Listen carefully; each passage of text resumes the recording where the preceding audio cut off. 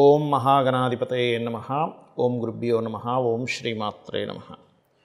పరమేశ్వర స్వరూపమైనటువంటి జ్యోతిష, వాస్తు మరియు ఇతర అనేకమైనటువంటి శాస్త్రములను మనకు అందించినటువంటి మహర్షులకి నమస్కారం.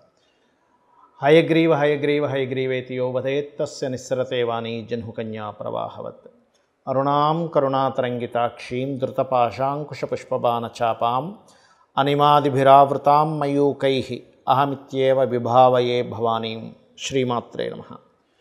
ప్రేక్షకులకి ఆ లలితాంబిక అమ్మవారి యొక్క అనుగ్రహం పరిపూర్ణంగా కలగాలని మనస్ఫూర్తి కోరుకుంటూ, ఈ వారం 28వ తేదీ నుంచి దాదాపుగా 28, 29, 30, 31, 1, 2, 3 మూడవ తేదీ వరకు ఉండే వార ఫలితాలు ఏ విధంగా ఉన్నాయి, దానికంటే ముందుగా అసలు గ్రహస్థితి ఎలా ఉంది. మనకి మేషంతో ప్రారంభమవుతుంది చంద్రుడు. ఈ వారం మేషం నుంచి కర్కాటకం వరకు సంచారం జరుగుతుంది ఈ వారం మొత్తము కూడా. అదేవిధంగా వృషభ రాశిలో కుజుడు, గురువు, మిథునంలో మనకి ఏ గ్రహం లేదు, కాకపోతే మనకి కర్కాటక రాశిలో రవి, శుక్రుడు ఉంటూ, శుక్రుడు 1వ తేదీ నుంచి సింహంలో ఉండే బుధుడిని కలుస్తున్నాడు. మరియు అదేవిధంగా కన్యారాశిలో కేతువు, మీన రాశిలో రాహు యొక్క సంచారం జరుగుతుంది. ఈ యొక్క గ్రహస్థితిని అనుసరించి ద్వాదశ లగ్నాల వారికి, లగ్నం తెలియని వారు రాశికి ఏ విషయాల పట్ల పర్టికులర్గా జాగ్రత్తగా ఉండాలి, ఏ దేవతారాధన చేసుకోవాలి, ఏ విషయాలు బాగున్నాయి అనే విషయం మనం తెలుసుకుందాం. కన్యా లగ్నము, కన్యారాశి. మీకు పర్టికులర్గా ఈ రాశి వారికి రాశిలో కేతువు యొక్క సంచారం వల్ల కొంచెం మేనేజింగ్ స్కిల్స్ అద్భుతంగా ఉన్నటువంటి, మీరు కూడా ఎక్కడో కన్ఫ్యూజ్ అవ్వడము, కొంచెం దాని ఏమంటారు, కొంచెం తెలియని వైరాగ్యము, ఇటువంటివి కొద్దిగా మీకు వస్తూ ఉంటాయి. బట్ దీన్ని క్లియర్ చేసుకునేటువంటి మార్గం సింపుల్ ఈజ్ మెడిటేషన్, గణపతిని ఆరాధన చేసుకోవడం, ఇవే. అయితే మీకు ఈ యొక్క 28వ తేదీ నుంచి 3వ తేదీ వరకు ఉన్నటువంటి గ్రహస్థితిలో 28వ తేదీ అండ్ 29వ తేదీ పర్టికులర్గా మీరు ఎవరికి అప్పులు ఇచ్చేటువంటి విషయంలో జాగ్రత్తగా ఉండండి. ఇక 30, 31వ తేదీలు కనుక చూసుకున్నట్లయితే ఇక్కడ మాత్రం మీరు ఏదైనా కొత్తగా ఎవరితోనైనా అగ్రిమెంట్స్ చేసుకోవడానికి, మాట్లాడుకోవడానికి చాలా బాగుంది. ఇక 1, 2 తేదీలు కనుక చూసుకున్నట్లయితే ఫైనాన్షియల్ గ్రోత్ ఇస్తుంది 1, 2 తేదీలు. బట్ 3, 4 తేదీలు మీరు తొందరపడి ఏదైనా ఒక వ్యాపారం ఇందులో పెడితే ఇంత లాభం వస్తుంది, అందులో పెడితే ఇంత లాభం వస్తుంది అనుకునే దాంట్లో నుంచి కొంచెం బయటికి రండి, గుర్తుపెట్టుకోండి. అలాగే ఇక్కడ గమనించుకున్నట్లయితే ఒకటే గుర్తుపెట్టుకోండి, ఈ విషయంలో అంటే ఏదైతే అగ్రిమెంట్స్ చేసుకుంటారో ఇటువంటి విషయాల్లో గతంతో పోల్చుకుంటే ఇప్పుడు చాలా, అంటే మీరు ఏదైతే ప్రయత్నం చేస్తుంటారో ఆ ప్రయత్నం కొంచెం ఈజీగా క్లియర్ అవుతుంది. అలాగే మరొక విషయం ఏంటంటే ఇక్కడ 4th లార్డ్ అంటే ప్రాపర్టీస్ కారకుడు కానివ్వండి, ఏదైనా ఒక ఫ్యాక్టరీ నిర్మాణం చేసేటువంటి విషయాల్లో కానివ్వండి, మీకు అనుకూలమైనటువంటి స్థితిగతులు ఉన్నాయి. అప్పులు తీరడానికి అనుకూలమైన స్థితిగతులు ఉన్నాయి ఇప్పుడు ఉండేటువంటి ఈ వారం కూడా. అంటే తీర్చేసేటువంటి యోగం ఎక్కువగా ఉంది చెప్పాలంటే. అలాగే మరొక విషయం ఏంటంటే ఇక్కడ గమనించుకున్నట్లయితే ఇక్కడ లగ్నకేతువు కొన్ని ఆటంకాలు ఇస్తూ ఉంటుంది. కానీ మీరు ఎప్పుడైతే నిత్యము దగ్గరలో ఉన్నటువంటి ఏదైనా గణపతి ఆలయాలకు వెళ్ళడము చేస్తూ ఉన్నట్లయితే బాగుంటుంది. కాకపోతే భాగ్యంలో 2 గ్రహాలు ఉన్నందుకు హైయర్ ఎడ్యుకేషన్ రిలేటెడ్ సంబంధించినటువంటి విషయంలో మీరు చేసేటువంటి ప్రయత్నం కంప్లీట్గా పాజిటివ్ ఫలితాలు ఇవ్వనుంది. అదేవిధంగా తండ్రుల నుంచి, గురువుల నుంచి కూడా సపోర్ట్ లభించేటువంటి సమయం ఇది. ఇక మీరు వారితో కొంతవరకు స్ట్రెస్ కూడా ఉంటుంది, ఉండదని కాదు, because of 8th lord mars 9thలో ఉన్నందుకు. బట్ న్యాచురల్గా గురువు శుభగ్రహం కాబట్టి కొంతవరకు స్ట్రెస్ ఇస్తున్నప్పటికీ కూడా ఒక మంచి యోగాన్ని ఇస్తాడు. ఏదైనా రీసెర్చ్ చేయడానికి కూడా అనుకూలమైనటువంటి పరిస్థితిని కల్పిస్తాడు మీకు గురువు. ఇక మీరు చేయవలసినటువంటి దేవతా ఆరాధన ముఖ్యంగా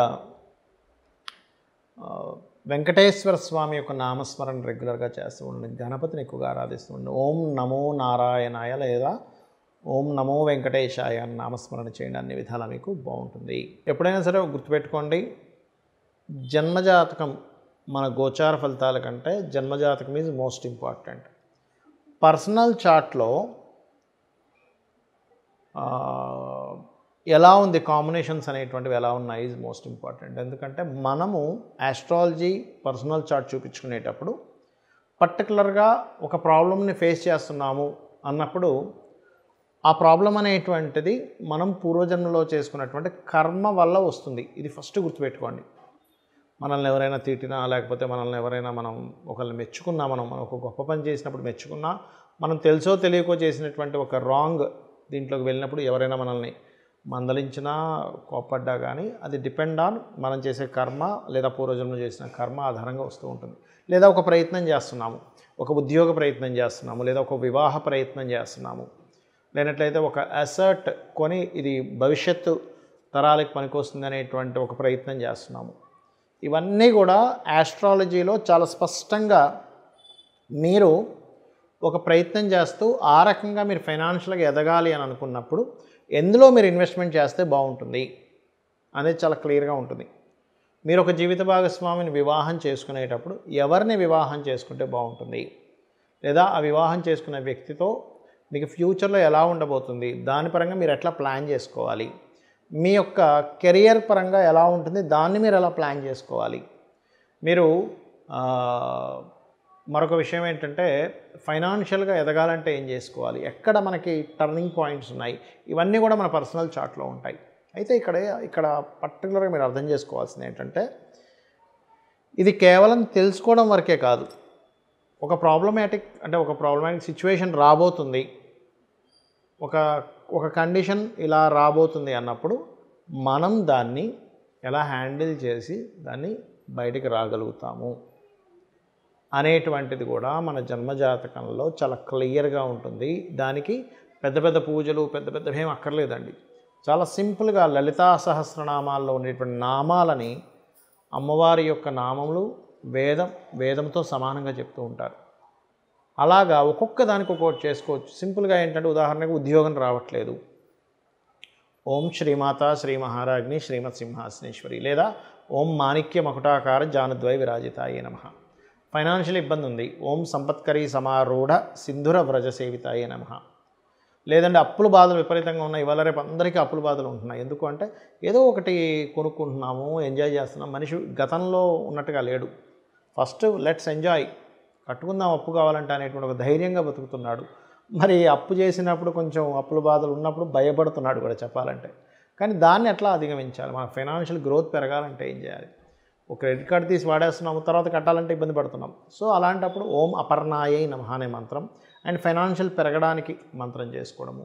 అదేవిధంగా భూ వివాదాలు ఉన్నాయి, అప్పుడు వారాహి అమ్మవారి అష్టోత్తరం చేసుకోవడం. అంటే ఆస్ట్రాలజీ అనేటువంటిది ఏదైతే ఉందో కంప్లీట్గా మీకు ఒక వెలుగుని చూపించేటువంటి ఒక సాధనం, ఒక విద్య చెప్పాలంటే.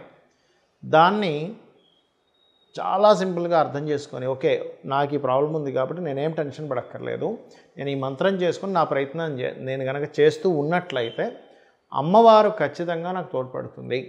అమ్మవారి యొక్క ఎనర్జీని తీసుకోవడం. ఇక్కడ సింపుల్గా ఏంటంటే ఒక మంత్రం చేస్తున్నాము అంటే ఆ ఎనర్జీని మనం తీసుకుంటున్నాము. ఆ మంత్రం చాంటింగ్ చేయగా ఆ ఎనర్జీ మన దగ్గర ఎప్పుడైతే ఉందో ఆ ఎనర్జీతో మన యొక్క పూర్వజన్మ కర్మని దగ్ధం చేసుకొని మనం విజయం వైపు వెళ్తాము. This is the concept of astrology and అమ్మవారి యొక్క మంత్రంకి ఉన్నటువంటిది. మరి ఈ గోచార ఫలితాలు, వార ఫలితాలు, ఆ దోషాలు ఈ దోషాల గురించి ఎందుకు మాట్లాడుకుంటాము అంటే ఇవన్నీ ప్రజెంట్ ఉన్న కండిషన్, బయట ఉన్నటువంటి ప్రజెంట్ కండిషన్. ఈ ప్రజెంట్ బయట ఉన్న కండిషన్స్ బట్టి మనం ప్లాన్ చేసుకుంటాం. ఒక దగ్గరికి వెళ్ళాలి, ఇక్కడ నుంచి ఉదాహరణకి సికింద్రాబాద్ నుంచి పంజగుట్ట వెళ్ళాలి. ఎర్లీ మార్నింగ్ మీరు 6 or 7 o'clock అయితే ఈజీగా 20 minutesలో వెళ్ళిపోగలరు. అది దట్ ఈజ్ నాట్ నథింగ్, అది పెద్ద విషయం కాదు. కానీ అదే మీకు ట్రాఫిక్ ఉందనుకోండి 1 hour పడుతుంది, అంటే 3 times ఎక్కువ అవుతుంది. అప్పుడు ఏం చేస్తాం, 1 hour ముందుగా బయలుదేరుతాం. అది ఎలా అయితే బయట ఉన్న కండిషన్స్ని బట్టి మనం మన లైఫ్లో వెళ్ళే జర్నీని ఎట్లా అయితే ప్లాన్ చేసుకుంటామో సేమ్ యాజ్ ఇట్ ఈజ్ మనము ఒక పని చేస్తున్నాము. నౌ ది ప్లానటరీ పొజిషన్స్ గోచారంలో ఇలా ఉన్నాయి కాబట్టి ఈ జాగ్రత్తలు తీసుకుంటూ ఇంత సమయం పడుతుందని ఒక అంచనా వేసుకుంటూ దానికింత ఎఫర్ట్ పెట్టాలనేటువంటి అర్థం చేసుకుంటూ దానికి ఏ దానం చేయాలో తెలుసుకొని దానికి ఏ మంత్రం చేయాలో తెలుసుకొని ముందుకు వెళ్తాం. సో ఈ రకంగా మీరు మీ యొక్క జన్మజాతకం గురించి కానివ్వండి, మీ యొక్క గోచారంలో ఇప్పుడు ప్రజెంట్ ఉన్న పొజిషన్స్ని బట్టి కానివ్వండి, ఎలా చేయాలో ఏం చేయాలని తెలుసుకుంటూ మీరు పూర్తి విజయాన్ని ఆ లలితాంబిక అమ్మవారి అనుగ్రహంతో పొందాలని మనస్ఫూర్తి కోరుకుంటూ శ్రీమాత్రే నమః.